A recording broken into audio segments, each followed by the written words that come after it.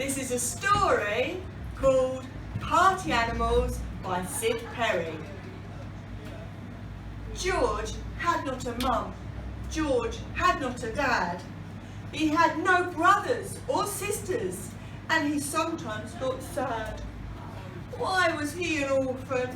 Life seemed so unfair. He'd be 9 in the morning, but who was there to care? Then the telephone rang.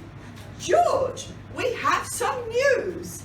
A couple want to look after you, and they're called Mr. and Mrs. Muse. There's no point in dilly-dally, you must meet them right away. Mr. Henry Muse and his lovely wife Sally are expecting you at 2 today. So off George did go to a house on a hill with a stream running down to an old-fashioned windmill. He had his own room. It was smart, blue and red.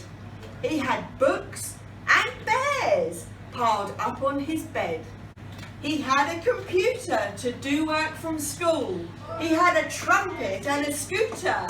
Yes, things here were cool. At the end of the day, and what a day it had been, he put on his gym jams and brushed his teeth clean. Action. I wonder if they know it's my birthday in the morning, little George thought as he lay in bed yawning. He fell asleep to the tick-tock of the clock, and just after midnight he heard a knock, knock. He slipped out of bed and crept to the door. He called, "Who's there?" and he heard a loud roar. "Oh, be nice, Mr. Lion. It's my birthday today. I don't want to be eaten, not today anyway." The lion started laughing. "But you're all skin and bone. If I wanted a fill, I'd surely be ill if I ate boys like you alone." George just stood there so very still, and then a parrot appeared on the windowsill. Then in came a donkey and a great crocodile, followed by an anteater who danced upon a tile. "My, oh my," said George out loud. "First there's a lion, now a parrot. Now there really is quite a crowd, and the donkey is eating a carrot." "Well, I never," said George. "What a to-do! I think you've mistaken this house for a zoo." The lion roared, "But I told you, George, everything's just fine. We are the party animals, to party with boys who are 9. We'll have so much fun, we'll play musical chairs, pin tail on the donkey and crocodile stairs. We'll lion dance around the room with vases on our heads, balancing on tippy toes while bouncing on the beds. We are the party animals, we don't want the zoo." And they started to play all the games that they knew. "I fancy a snack," the crocodile snapped, "before your parents awake." And the parrot threw his head right back and announced with a clap, "Birthday cake! We'll bake a great birthday cake.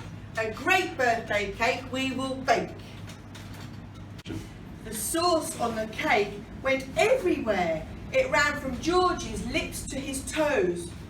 Donkey had some stuck in his hair, and the parrot had sauce on his nose. There was chocolate on the carpet, chocolate on the floor. There was chocolate just about everywhere, and you couldn't see the front door. George got rather worried. "My parents will go spare. They'll make me pack and send me back, and once again I'll have no one to care. I'll have to confess that I made this mess. Oh, Auntie, to help me, to get me undressed.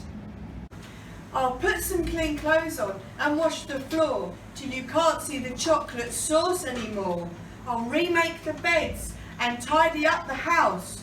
They won't know of hearty animals. They won't suspect a mouse.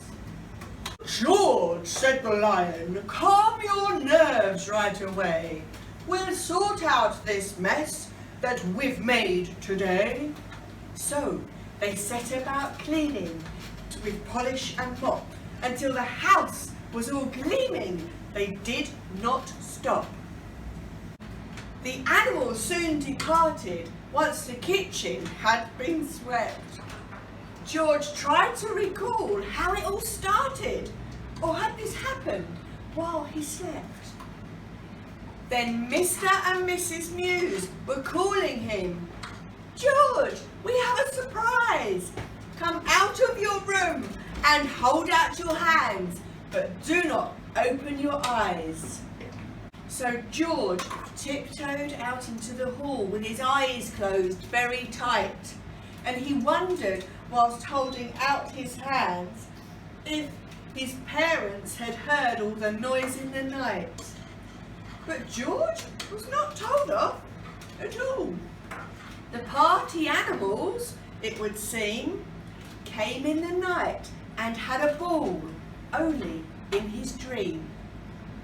Make your hands into a cup, said Mr. Mews with a smile, and in it he placed a perfect pup.